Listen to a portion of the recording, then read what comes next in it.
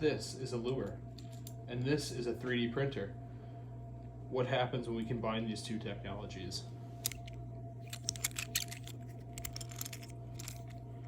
This 3D printed lure is something that I found on Thingiverse, and I will go ahead and link it down below. The cool thing about it is entirely jointed, print in place, dual hook hangers, and a printed eye. But I think it's lacking a little bit, so let's go ahead and do a little post-processing and see what it looks like afterwards. All right, now that that terrible transition is over, we've got it nice and smoothed out. So I think we need to paint it up. What I was thinking, just go with kind of a classic red, and maybe even we'll just do a little chartreuse in the back. Go ahead and get this painted up here. Just got some acrylic paint. Probably way too much.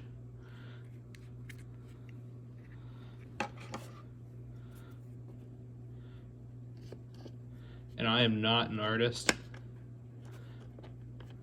Barely a bait maker. Go ahead and get all this just caked on there. Not quite sure how this will swim. Hopefully it'll swim all right. Not seen any of these in action. I'm sure there's plenty of videos out there, but I did not take the chance to look any of them up.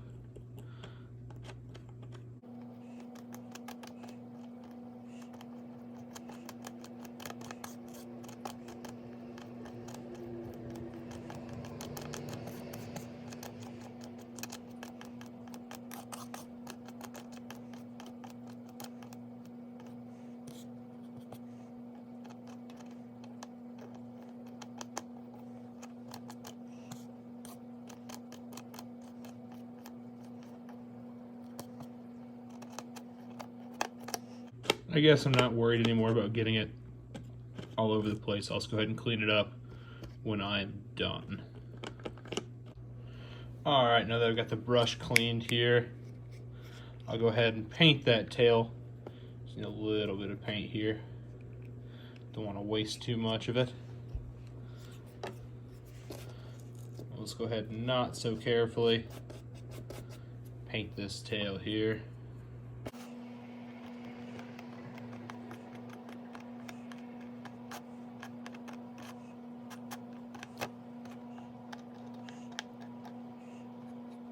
This is the first time I've ever attempted to make a 3D printed lure. 3D printing tends to be something that doesn't seem to have a whole lot of aspects or uses in the outdoor space, but I have come quickly to realize that that is not necessarily true. There are tons of uses for it, this just being one small one.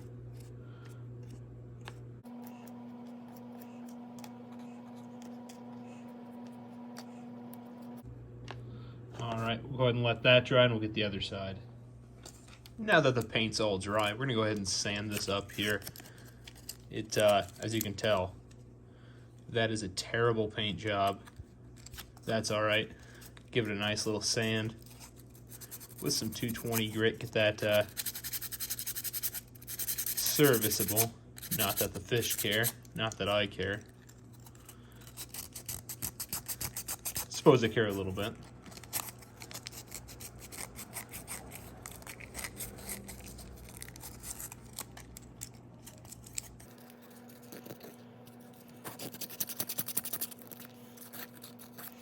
Go ahead and hit the paint just slightly. Maybe give it a little bit more of a distress look than it already has. Now that we have this all sanded good enough, I think we need to work on some hook hangers. So I'm going to go grab these definitely ready-made hook hangers that I have. And definitely didn't steal them from a couple springs. And very professional. And with these beautiful professional grade hook hangers and split rings that are definitely not from a ballpoint pen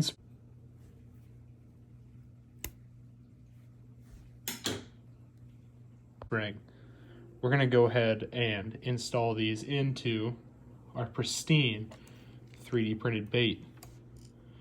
Gonna start with a little dab of super glue, I suppose. And let's go ahead and put that right in there.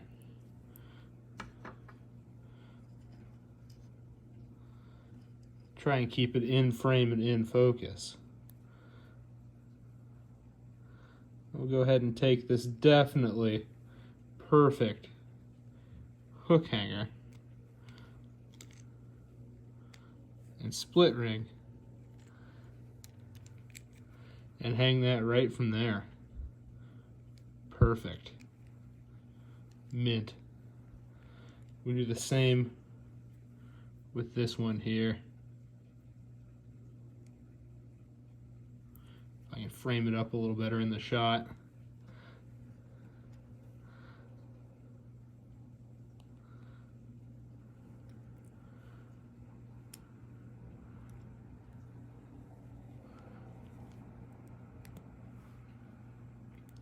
Now if I can do this without super gluing my fingers together, like that, and that. Oh, this is a mess. Everything is now professionally glued up with our professional hardware here on this perfect, pristine 3D printed lure. But we are missing something. The pointy bits. See what I have in the box.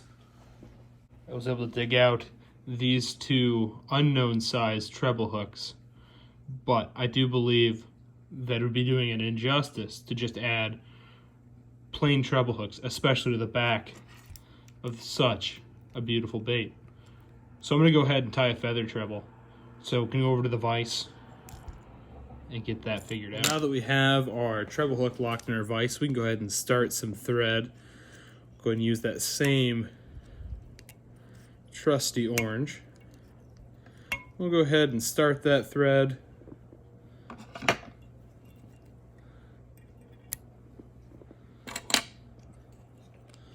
And we'll wrap it back about where the barbs are on these treble hooks. Kind of just making this up as I go. I have this flash material. I'm going to go ahead and tie in. I think I'm just going to tie in a few strands here.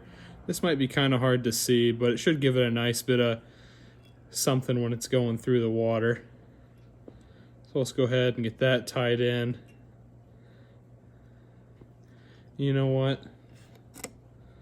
I'll do 2 strands.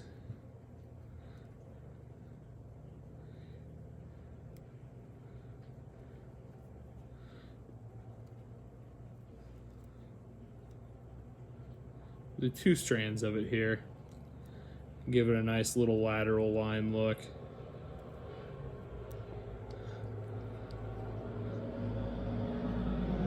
Go ahead and get that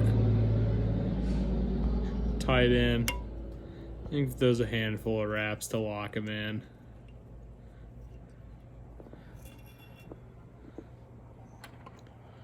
I'm going to just go ahead and trim that off there.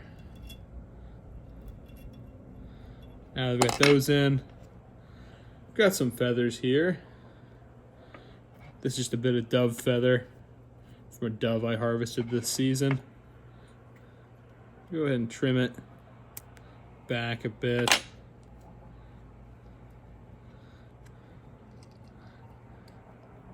And we'll tie this in. Try and get that right on top there without making too big of a mess.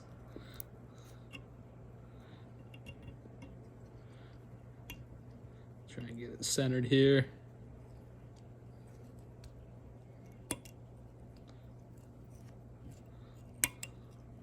Now I've got that tied. Go ahead and switch it over.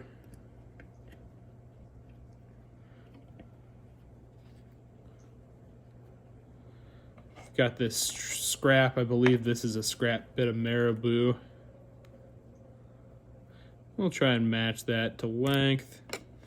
Give that a little cut. Tie that in.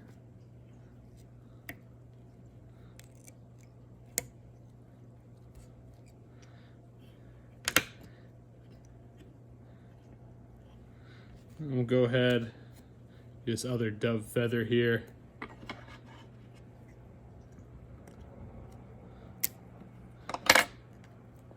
Tie this in on that last bit here.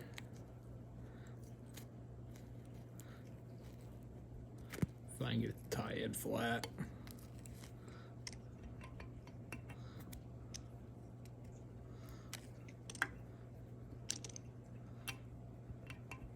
And assume it doesn't fall all the way apart on me.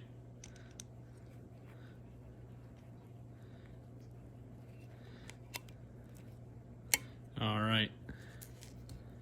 Got that on there. I'm just gonna go ahead and wrap all the way up to the eye of this monstrosity.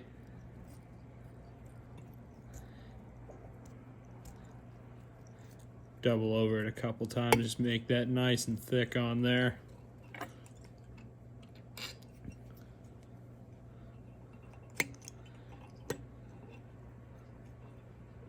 And we'll do another attempt at a whip finish here.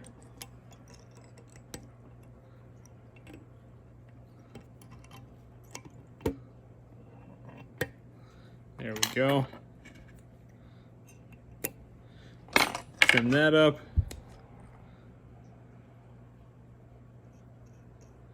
Seal it with a nice good amount of head cement here.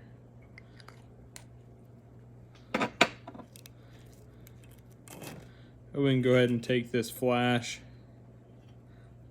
which I'm not sure if will be that noticeable. Trim it off. All right. I think that will be good. Go ahead and get it on the bait and see how it looks. Now that is what I call a 3D printed lure. Is it the best that anybody on this platform has made? Absolutely not. But it is my first attempt.